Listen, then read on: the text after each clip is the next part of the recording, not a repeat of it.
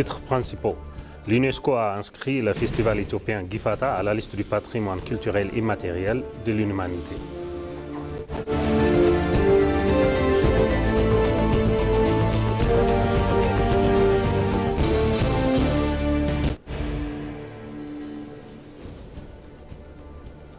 L'Éthiopie et la Zambie ont signé un accord de coopération militaire d'envergure.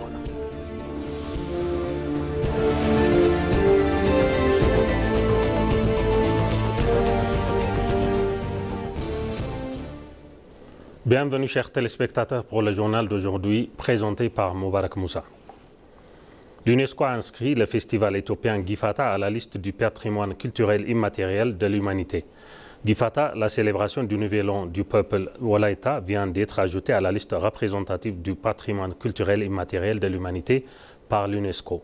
Cette reconnaissance a été actée lors de la 20e session du comité intergouvernemental pour la sauvegarde du patrimoine culturel immatériel qui se tient actuellement à New Delhi, en Inde. À l'occasion, la ministre éthiopienne du Tourisme, Salamawit Kassa, a mis en avant l'importance de protéger et de valoriser ces traditions majeures culturelles.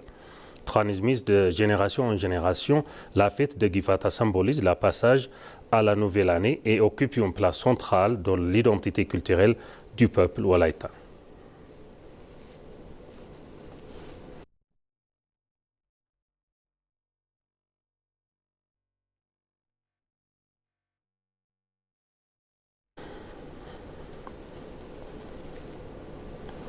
Le vice-premier ministre Tamaskan Tourouna a exprimé sa profonde joie suite à l'inscription officielle du festival Gifata du peuple Wolaïta par l'UNESCO. Dans un message de félicitations publié par ses réseaux sociaux, il a déclaré la Gifata, manifestation de la civilisation ancestrale du peuple éthiopien Wolaïta, est riche d'histoire et profondément ancrée dans son identité. Le Gifata est une valeur fondamentale qui symbolise le passage de l'ancien au nouveau, des ténèbres à la lumière. Il prend la réconciliation et l'amour. L'inscription de Gifata au patrimoine mondial ouvre non seulement de nouvelles perspectives de développement du tourisme en Éthiopie, mais constitue également une immense source de fierté pour tout le peuple Wolaïta et pour tous les Éthiopiens.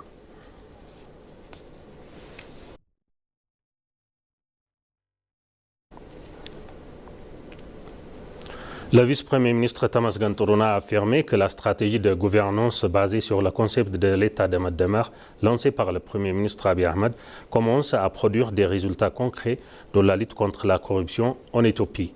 Lors de la célébration de la 22e journée internationale de lutte contre la corruption organisée au mémorial de la victoire d'Adwa sous le thème Une génération intègre des institutions rigoureuses, le vice-premier ministre Tamaskan Tourouna a expliqué que la corruption trouve ses racines dans l'affaiblissement moral de la société et la vulnérabilité des institutions publiques. Il a souligné que les résultats récents montrent clairement la détermination du gouvernement de la prospérité à combattre la corruption à tous les niveaux. Il a également indiqué que la loi sur le recouvrement des avoirs illicites a été révisée afin de créer un cadre plus efficace pour récupérer les fonds publics volés.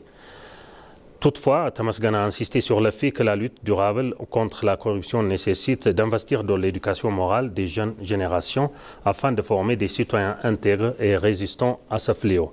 Il a affirmé que la corruption, autrefois profondément ancrée au sein des institutions et menaçant la survie même du pays, a pu largement neutraliser grâce à une lutte soutenue et déterminée.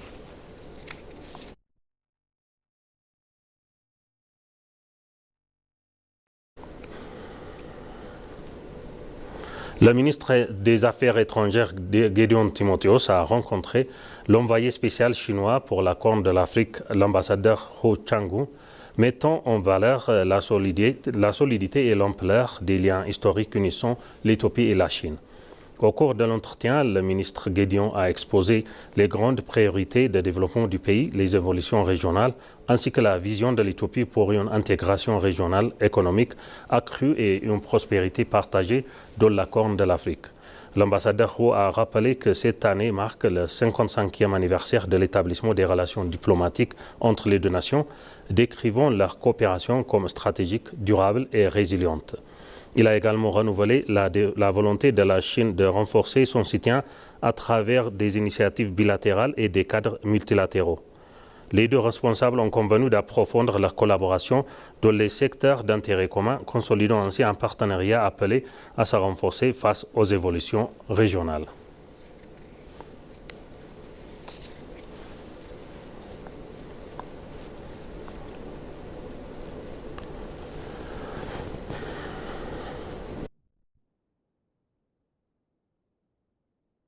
Militaires d'envergure destinés à renforcer leur partenariat dans plusieurs secteurs stratégiques. Les ministres de la Défense et les chefs d'état-major des deux nations se sont entretenus hier. Les fondations de cette entente ont été établies lors des discussions entre le maréchal Brahanu Jula, chef d'état-major des forces de défense éthiopiennes, et le lieutenant général Gofre Izele, chef d'état-major des forces de défense zambiennes. Le maréchal Brahanu a réaffirmé l'engagement de l'Éthiopie envers la sécurité régionale, indiquant que cette coopération approfondirait les liens historiques et contribuerait à la paix et à la stabilité à la région. De son côté, le lieutenant général Izele a mis en avant le professionnalisme et l'héritage de défense éthiopienne, soulignant leur expérience et leur expertise remontant à la bataille d'Adwa. Il a ajouté que cette réputation motive la Zambie à renforcer sa collaboration afin d'améliorer ses capacités et consolider ses intérêts partagés. Les deux nations se sont également entendues pour examiner les perspectives de développement conjoint de leur industrie de défense, dans l'objectif d'accroître leurs capacités et d'approfondir leurs relations de longue date.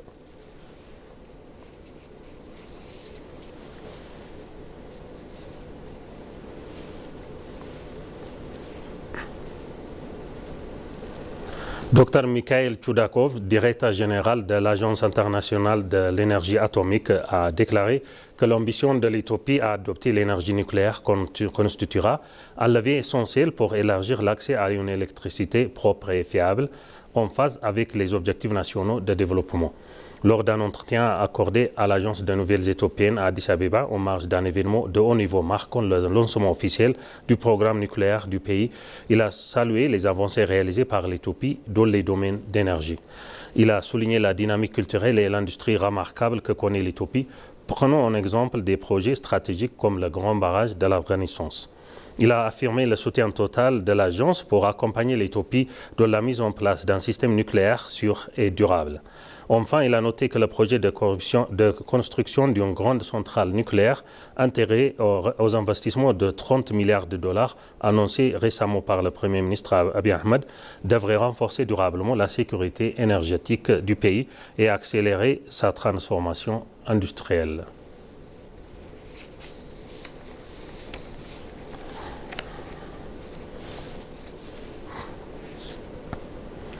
Le gouvernement allemand a promis une aide de 206 millions d'euros à l'Éthiopie pour les réformes économiques, la stabilité régionale et le soutien aux personnes déplacées. Et une délégation conduite par le ministre allemand de la coopération économique et du développement, Rim Alabili Rodavon, a rencontré une délégation éthiopienne conduite par le ministre des Finances, Ahmed Shide. La délégation s'est réunie hier à Addis Abeba afin d'examiner les moyens de renforcer la coopération bilatérale à long terme entre les deux pays. La délégation a signé un accord cadre de coopération ethio-allemand d'une durée de 3 ans. Le ministre des Finances, Ahmed Shide, a informé la délégation allemande de l'état d'avancement des réformes macroéconomiques et structurelles en cours en Éthiopie et a insisté sur l'engagement du gouvernement à consolider leur mise en œuvre.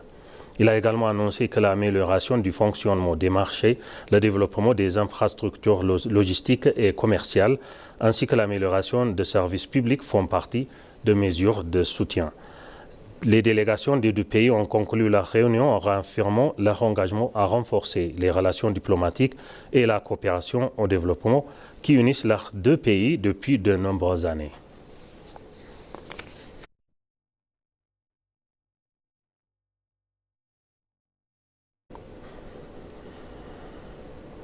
Et pour finir le journal, l'artiste malawite Omo Sangar de renommée internationale a visité les projets de développement d'Addis Abeba. Omo Sangar est une artiste primée au Grammy Award, militante pour les droits des femmes africaines et chanteuse de renommée internationale.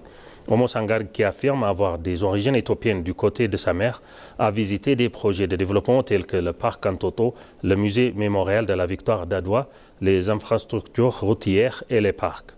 Lors de sa visite, l'artiste a rappelé être venu en Éthiopie il y a 5 ans. Elle a indiqué que la ville se transforme rapidement et qu'il est remarquable d'avoir pu contribuer à la construction d'une telle ville et de bâtiments de qualité. Elle a expliqué que les différents parcs et espaces de loisirs aménagés dans la ville sont impressionnants, tout comme le développement qu'elle a pu constater. Des artistes, des influenceurs de TikTok et des personnalités influentes de plusieurs pays africains ont également participé à la visite.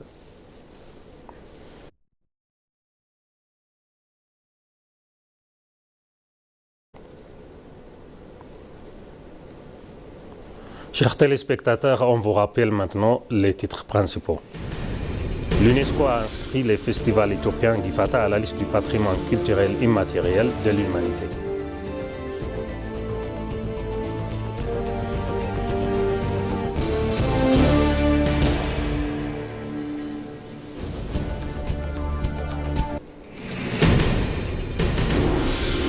L'Éthiopie et la Zambie ont signé un accord de coopération militaire d'envergure.